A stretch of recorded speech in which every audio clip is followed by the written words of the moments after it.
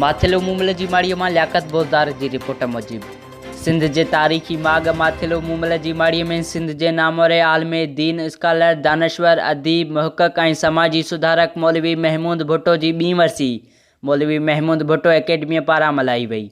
जॾहिं त ॿीं वरसीअ जे मौक़े ते अदीबनि शाइरनि मज़हबी अकाबरनि ख़ानदान जे फ़र्दनि ऐं शागिर्दनि संदसि मज़ार ते गुलनि जी चादर चाढ़े संदसि रूह खे सवाबु पहुचाइण ख़ातिर दुआ घुरी वई।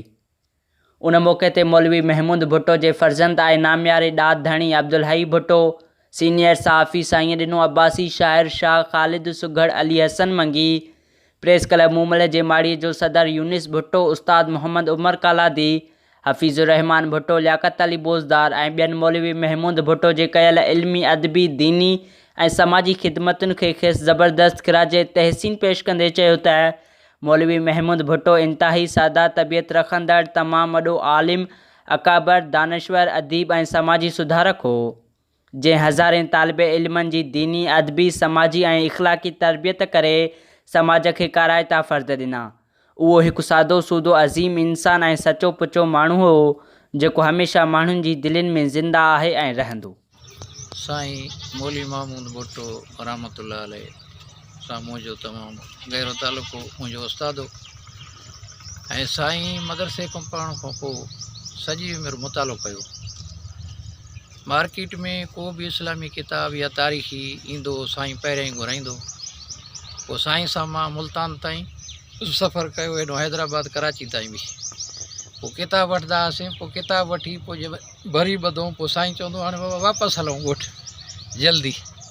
उहे खणी ईंदा हुआसीं, पोइ आस्ते आस्ते साईं वरी पंहिंजे कुतुबखाने में रखंदो।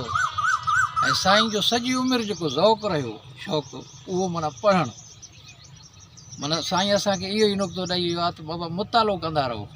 ऐं हाणे बि साईं जेको किताब पियूं छॾे हो हज़ारनि जी तादाद में आहिनि, सिंधी अदब में बि आहिनि, उर्दू में बि आहिनि, अरबी में बि आहिनि।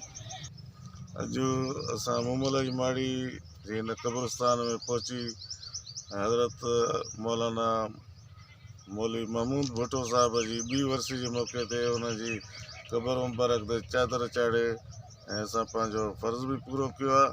ऐं मौलवी साहिबु हिकु वॾो इल्मी अदबी माण्हू हुयो ऐं वॾो हुनजे इल्म लाइ कमु कयल हो ऐं शागिर्द पैदा थियल आहे। मूमल जी माड़ी में हमेशह तारीख़ी माण्हू पैदा थिया आहिनि ऐं आईंदा बि थींदा रहंदा।